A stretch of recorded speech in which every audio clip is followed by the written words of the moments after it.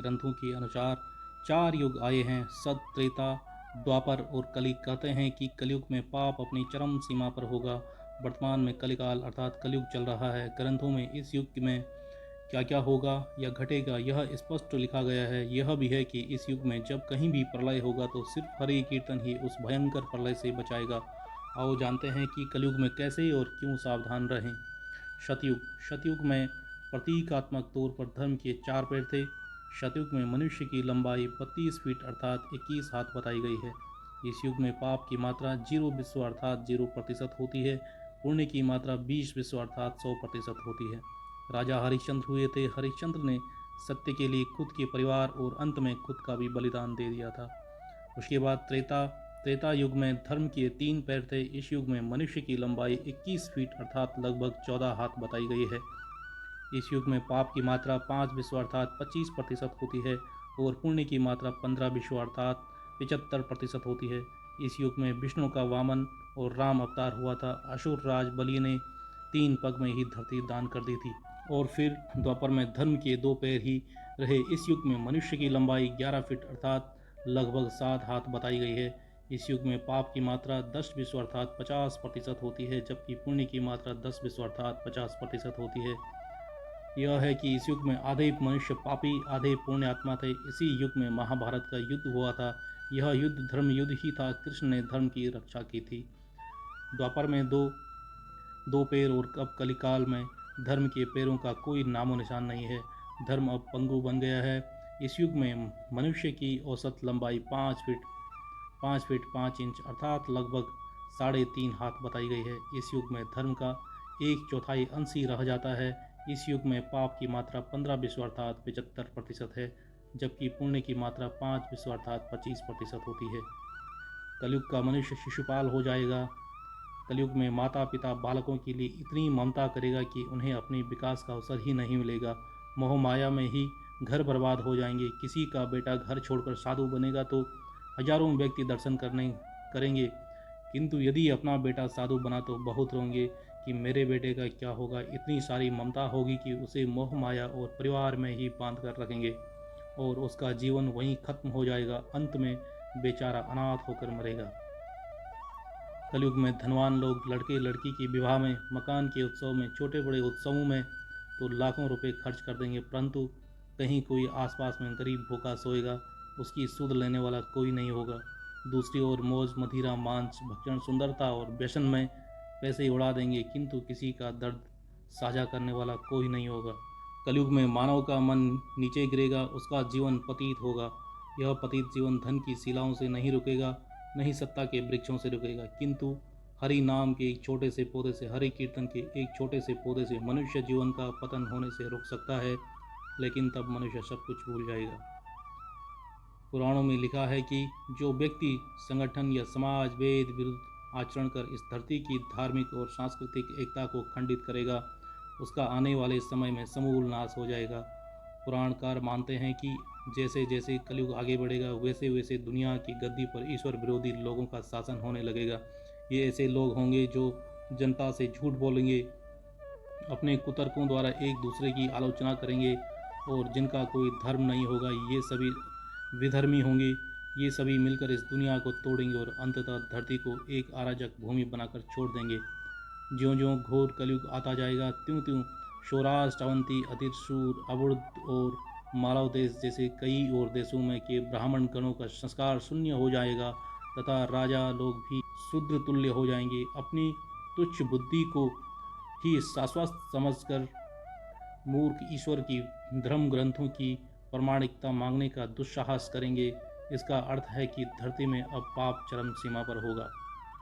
जब सभी वेदों को छोड़कर संस्कार शून्य हो जाएंगे तब सिंधु तट, चंद्रभाग और तटवर्तीय प्रदेश कौंतीपुरी और कई और प्राय शूद्रों का संस्कार ब्रहातेज से हीन नाम मात्र के द्विजों का और पापियों का राज होगा।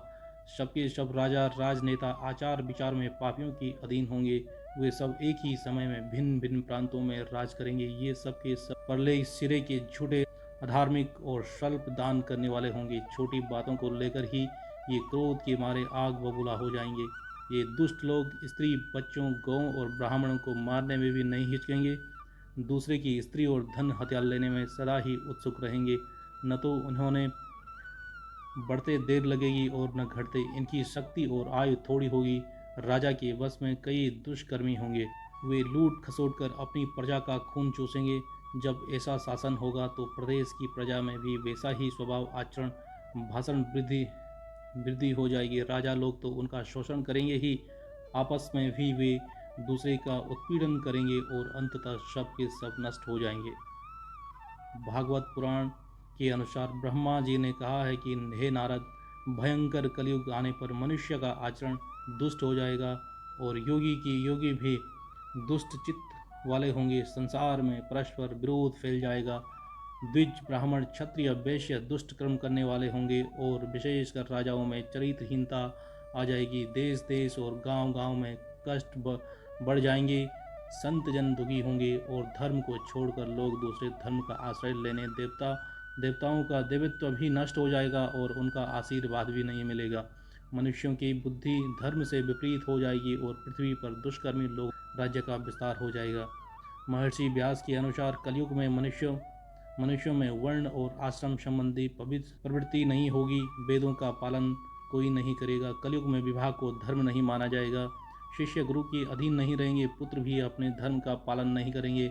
कोई किसी कुल में पैदा ही क्यों न हुआ हो, बलवान होगा वही कलयुग में वही सबका स्वामी होगा। सभी वर्णों के लोग कन्या बेचकर अपना निर्वाहन करेंगे। कलयुग में जो भी किसी का वचन होगा वही शास्त्र माना जाएगा। कलयुग में थोड़े से धन से मनुष्य में बड़ा घमंड होगा। स्त्रियों को अपने केशों पर ही रूपवती होने का गर्व होगा। कलयुग में स्त्रियां धनहीन पति को त्याग देने और उस धनवान पुरुष की स्त्रियों का स्वामी होगा। जो अधिक देगा उसे ही मनुष्य अपना स्वामी मानेंगे। उस समय लोग प्रभुता के ही कारण संबंध रखेंगे। द्रव्य राशि घर बनाने में ही समाप्त हो जाएगी। इससे दान पुण्य के काम नहीं होंगे और बुद्धि धन के संग्रह में ही लगी रहेगी। सारा धन उपभोग में ही समाप्त हो जाएगा। कलयुग की स्त्रियां अपनी इच्छा के अनुसार आचरण करेंगी। हाव भाव विलास में ही उनका मन लगा रहेगा। अन्याय से धन पैदा करने वाले पुरुषों में उनकी आसक्ति होगी। कलयुग में सब लोग सदा सबके लिए समानता दावा करेंगे। प्रजा बाढ़ और सूखे के भय से व्याकुल रहेगी। सबके नेत्र आकाश की ओर लगे रहेंगे। वर्षा न होने से मनुष्य तपस्वी लोगों की तरह फल, कंद, मूल व पत्ते खाकर जिंदा रहेंगे और कितने ही आत्मघात कर लेंगे। कलयुग में सदा अकाल ही पड़ा रहेगा और सब लोग हमेशा किसी न किसी क्लेश से घिरे रहेंगे। सब लोग बिना स्नान करे ही भोजन करेंगे। देव पूजा, अतिथि सत्कार, श्राद्ध और तर्पण की क्रिया कोई नहीं करेगा। कलयुग की स्त्रियां लोभी, नाटी, अधिक खाने वाली और मंद भाग्य वाली होंगी। गुरुजनों और पति की आज्ञा का पालन नहीं करेंगी तथा पर्दे के भीतर भी नहीं रहेंगी। अपना ही पेट पालेंगी, क्रोध में भरी रहेंगी। देह शुद्धि की ओर तो ध्यान ही नहीं देंगी तथा असत्य और कटु वचन बोलेंगी। इतना ही नहीं, वे दुराचारी पुरुषों से मिलने की अभिलाषा भी रखेंगी। ब्रह्मचारी लोग वेदों में कहे गए व्रत का पालन किए बिना ही वेदाध्यापन करेंगे। गृहस्थ पुरुष न तो हवन करेंगे, न ही सत्य पात्र को उचित दान देने। वनों में रहने वाले वन के कंद मूल आदि से निर्वाहन करने और ग्रामीण आहार का संग्रह करने और सन्यासी भी मित्र आदि के स्नेह बंधन में बंधे रहेंगे।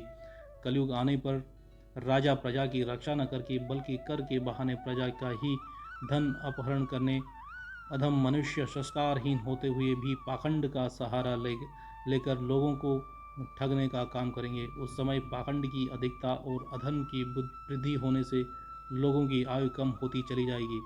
उस समय 5, 6 अथवा 7 वर्ष की स्त्री और 8, 9 या 10 वर्ष के पुरुष की ही संतान होने लगेंगी। और घोर कलयुग आने पर मनुष्य 20 वर्ष तक भी जीवित नहीं रहेंगे। उस समय लोग मंद बुद्धि, व्यर्थ के चिन्ह धारण करने वाले, बुरी सोच वाले होंगे। लोग ऋण चुकाए बिना ही हड़प लेंगे तथा जिसका शास्त्र में कहीं विधान नहीं है ऐसे यज्ञों का अनुष्ठान होगा।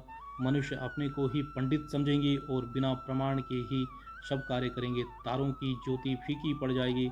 10 दिशाएं विपरीत होंगी। पुत्र पिता को तथा बहु सास को काम पर भेजेंगे। कलयुग के समय के साथ साथ मनुष्य वर्तमान पर विश्वास करने वाले, शास्त्र ज्ञान से रहित, दंभी और अज्ञानी होंगे। जब जगत के लोह सर्वभक्षी हो जाएं, स्वयं ही आत्मरक्षा के लिए विवश हो तथा राजा उनकी रक्षा करने के असमर्थ हो जाएंगे, तब मनुष्यों में क्रोध लोभ की अधिकता हो जाएगी। कलयुग के अंत के समय में बड़े बड़े भयंकर युद्ध होंगे, भारी वर्षा, प्रचंड आंधी और जोरों की गर्मी पड़ेगी। लोग एक दूसरे की खेती चोरी से काट लेंगे, कपड़े चुरा लेंगे, चोर अपने ही हिस्से से चोरों की संपत्ति चुराने लगेंगे, हत्यारों की भी हत्या होने लगेगी। चोरों से चोरों का नाश हो जाने के कारण कुछ जनता का कल्याण होगा। युगांत काल में मनुष्यों की आयु अधिक से अधिक 30 वर्ष की होगी। मनुष्य की औसत आयु 20 वर्ष ही रह जाएगी। 5 वर्ष की उम्र में स्त्री गर्भवती हो जाया करेगी। 16 वर्ष में लोग वृद्ध हो जाएंगे और 20 वर्ष में मृत्यु को प्राप्त हो जाएंगे। इंसान का शरीर घटकर बौना हो जाएगा। ब्रह्मवैवर्त पुराण में बताया गया है कि कलयुग में ऐसा समय भी आएगा जब इंसान की उम्र बहुत कम रह जाएगी, युवा अवस्था समाप्त हो जाएगी। कली के प्रभाव से प्राणियों के शरीर छोटे छोटे, क्षीण और रोगाग्रस्त होने लगेंगे। श्रीमद् भागवत के द्वादश स्कंद में कलयुग के धर्म और के अंतर्गत श्री सुखदेव जी परीक्षित जी से कहते हैं, ज्यों ज्यों घोर कलयुग आता जाएगा त्यों त्यों उत्तरोत्तर धर्म, सत्य, पवित्रता, क्षमा, दया, आयु, बल और स्मरण शक्ति का लोप होता जाएगा, अर्थात लोगों की आयु भी कम होती जाएगी। तब कलिकाल बढ़ता चला जाएगा। कलयुग के अंत में जिस समय कल की अवतार अवतरित होंगे, उस समय मनुष्य की परम आयु केवल 20 या 30 वर्ष होगी। जिस समय कल की अवतार आएंगे, चारों वर्णों के लोग बोने के समान हो जाएंगे। गौएं भी बकरियों के समान की तरह छोटी छोटी और कम दूध देने वाली हो जाएंगी। कलयुग के अंत में संसार की ऐसी दशा होगी, अन्न नहीं उगेगा, लोग मछली मांस ही खाएंगे और भेड़ और बकरियों का दूध पिएंगे। गाय तो दिखना ही बंद हो जाएगी, अगर होगी तो बकरी समान होगी। एक समय ऐसा आएगा जब जमीन से अन्न उपजना बंद हो जाएगा, पेड़ों पर फल नहीं लगेंगे, धीरे धीरे ये सारी चीज़ें विलुप्त हो जाएंगी। गाय भी दूध देना बंद कर देगी। स्त्रियां कठोर स्वभाव वाली व कड़वा बोलने वाली होंगी। वे पति की आज्ञा नहीं मानेंगी। जिसके पास धन होगा उसी के पास स्त्रियां रहेंगी। मनुष्यों का स्वभाव गधों जैसा दुर्लभ, केवल गृहस्थी का भार ढोने वाला रह जाएगा। को लोग विषयी हो जाएंगे, धर्म कर्म का लोप हो जाएगा, मनुष्य नास्तिक व चोर हो जाएंगे, सभी एक दूसरे को लूटने में लगे रहेंगे। कलयुग में समाज हिंसक हो जाएगा। जो लोग बलवान होंगे उनका ही राज चलेगा। मानवता नष्ट हो जाएगी, रिश्ते खत्म हो जाएंगे। एक भाई दूसरे भाई का ही शत्रु हो जाएगा। जुआ, शराब, पराई स्त्री गमन और हिंसा ही धर्म होगा। पुत्र पिता का और पिता पुत्र का वध करके उद्विग्न नहीं होंगे। अपनी प्रशंसा के लिए लोग बड़ी बड़ी बातें बनाएंगे, किंतु समाज में उनकी निंदा नहीं होगी। उस समय सारा जगत मल्लेच्छ हो जाएगा। इसमें संशयमय नहीं, एक हाथ दूसरे हाथ को लूटेगा। कलयुग में लोग शास्त्रों के से विमुख हो जाएंगे। अनैतिक साहित्य ही लोगों की पसंद हो जाएगा। दूसरी बुरी बातें और बुरे शब्दों का ही व्यवहार किया जाएगा। स्त्री और पुरुष दोनों ही अधर्मी हो जाएंगे। स्त्रियां पतिव्रत धर्म का पालन करना बंद कर देंगी और पुरुष भी ऐसा ही करेंगे। स्त्री और पुरुषों में संबंधित सभी वैदिक नियम विलुप्त हो जाएंगे। अंत में इस घोर कलिकाल से बचने का एकमात्र तरीका यह है कि मनुष्य को वेदों की ओर लौट आना चाहिए और हर समय हरि कीर्तन करके खुद को सुरक्षित रखना चाहिए। जो व्यक्ति धर्म से विमुख होकर रहेगा वह कहीं भी कभी भी अकाल मौत को प्राप्त होगा या हर समय दुखी और संकटों से घिरा रहेगा।